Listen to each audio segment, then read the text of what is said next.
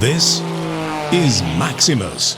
Well, this is a follow-up to a shocking video you may have seen recently released of NTSB Chair Jennifer Homenday testifying before the U.S. Senate, revealing that Boeing has been stonewalling and blocking their investigation of Boeing and Spirit Aerosystems into the recent Alaska Airlines mid-air blowout, and specifically that Boeing was not forthcoming in turning over repair records regarding when and who installed the plug with the missing bolts before it left Boeing's factory. Well, at the end of that March 6 hearing, senators from both sides of the aisle gave Boeing a deadline to respond to the NTSB's accusations. Well, the public outcry and humiliation were so strong following Homenday's comments that it only took a day, because on the following Friday, March 8th, Boeing leadership admitted in a letter sent to Senate Ranking Member Maria Cantwell that Boeing could not find any record of the work done on the 737 MAX final assembly line in Renton to open and reinstall the panel that blew out on the January 5 Alaska Airlines Flight 1282. Meaning, of course, there were no records. And not only that, but according to the letter, Boeing presumes that no record was ever created.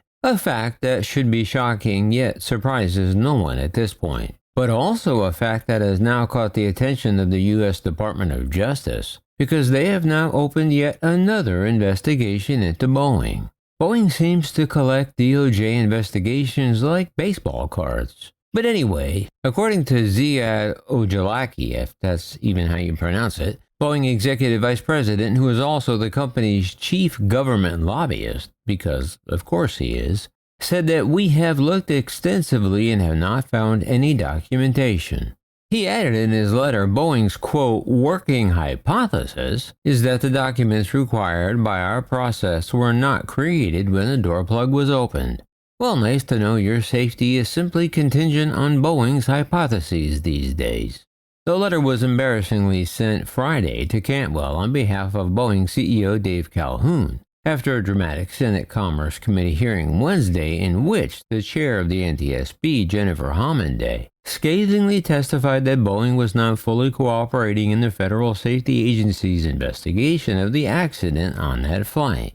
Homenday said Boeing had not provided records of the work or the names of all the employees involved. It was during that hearing that Senator Cantwell, a Democrat from Washington, demanded a response from Boeing within 48 hours.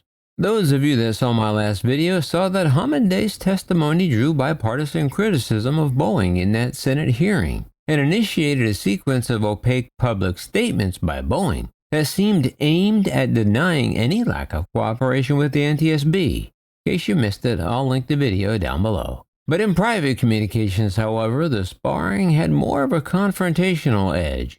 A Capitol Hill lobbyist hired by Boeing sent an email to Republican members of Congress late Wednesday bluntly attempting to discredit Homenday's Senate testimony. Why just Republicans and not Democrats? I don't know. But Friday, Boeing and the lobbyists scrambled to undo the potential damage the company further sustained at the public hearings. Boeing's response to Cantwell shed more light on the company's position. Meanwhile, in an interview Friday published on aviation news site The Air Current, Homenday elaborated on her contention that Boeing had been holding back the investigation. The NTSB investigation focuses on two major issues, she said. Who did the work on the door plug, and did they follow proper procedures?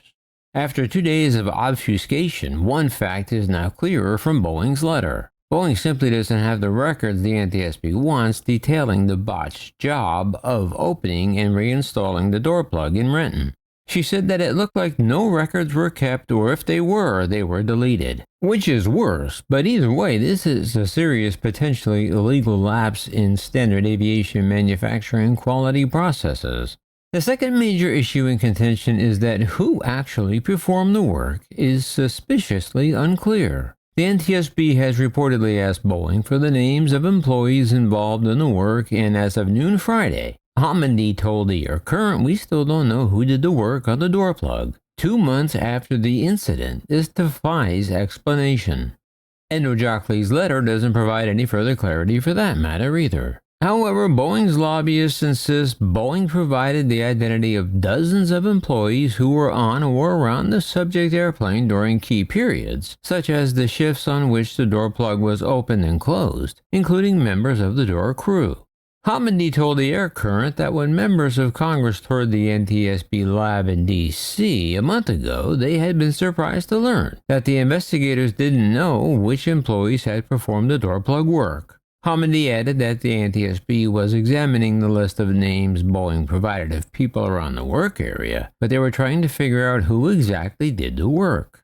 But with investigators scheduled to interview employees in Renton this week, Hamidi said that because of a lack of response from Boeing, the agency on March 2nd asked for a complete list of all 25 employees on the team that reports to the manager of this work. A person Boeing said is on medical leave and not available to be interviewed by investigators. But Boeing seems to have amnesia and says it's not aware of any NTSB concerns, while making clear the lack of documentation. Ojakli's letter continued the controversy over how cooperative Boeing has been, insisting to Cantwell that Boeing has worked proactively and transparently to support the NTSB's investigation fully. And he stated that our team has shared multiple times with the NTSB why no documents have been produced, and that likely they don't exist. To ensure we were being fully responsive to the NTSB investigative needs at multiple levels, Boeing employees engaged at the outset with our NTSB counterparts and asked them to let us know if there was anything Boeing could or should do differently. And before Wednesday's hearing, he said Boeing was not aware of any complaints or concerns about a lack of collaboration. Ojakli closed his letter by saying Boeing's committed to continuing to cooperate fully and transparently with the NTSB's investigation. Also in his letter, he invited Cantwell to review communications between Boeing and the NTSB. So it's quite obvious that Boeing clearly feels Hamidi's testimony was unfair. However, Hamidi is sticking to her criticism. Meanwhile, an outside lobbyist for Boeing stoked the coals of anger after Wednesday's hearing by circulating the email trying to discredit Hamidi to members of Congress. The email was sent by former U.S. Representative Jack Kingston, now a lobbyist for Washington, D.C.-based Squire Patton Boggs, a prominent law firm that is among the largest lobbying companies in the world. It represents a list of well-heeled clients that includes the Saudi Arabian government. According to a December roundup of new lobbying appointments on the political news site Politico, Boeing had then just hired Squire to lobby Congress on the Federal Aviation Administration Reauthorization Bill and other legislation, specifically affecting Boeing, and it was that team that Kingston was named to. Kingston's letter directly contradicted Hamidi's testimony. In fact, Kingston wrote that the information that she requested 2 months ago has been received. What has not been provided is additional information that she just requested this past Saturday, March 2nd. Therefore, there have been only 2 full working days for Boeing to respond, he said. Oh, but he wasn't done. He went on to make further excuses for Boeing's alleged tardiness in responding to the NTSB request for names of employees, writing that some of this information is sensitive as it involves personnel, necessitating Boeing's Legal and Human Resources Department to sign off on it. Focused solely on denying the NTSB's position about Boeing not giving up the names of employees involved, Kingston's message didn't mention the company's failure to provide the records documenting the work that was done on the door plug. After the Seattle Times asked Kingston about the email Friday, Kingston responded that unfortunately the email inadvertently was sent out by my office without my knowledge or Boeing's, and it should not have been sent. In a statement, Boeing said it did not authorize this communication and regrets that it was sent. We deeply respect the NTSB and will continue to cooperate fully and transparently with them. On Friday, NTSB spokesperson Weiss reiterated Chair Hamidi stands by her testimony.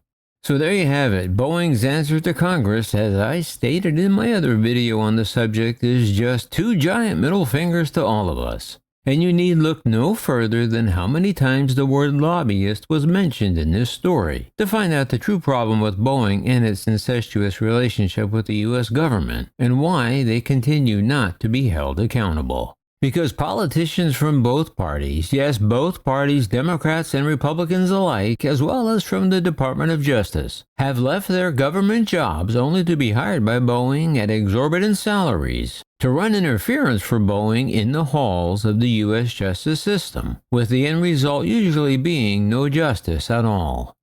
In closing, I will quote Lord Acton, who famously once said in a letter to Bishop Crichton in concerning the moral problem of writing history about the Inquisition. Acton believes that the same moral standards should be applied to all men, political and religious leaders included, especially since in his famous phrase he said, "Power tends to corrupt, and absolute power corrupts absolutely." Well, until we figure out how to separate Boeing from the absolute power of corruption, I don't foresee much change on the horizon for Boeing or the government for that matter. And with those pearls of wisdom, I shall bid you adieu for now. Don't forget to do all that YouTubey stuff and subscribe if you feel so inclined.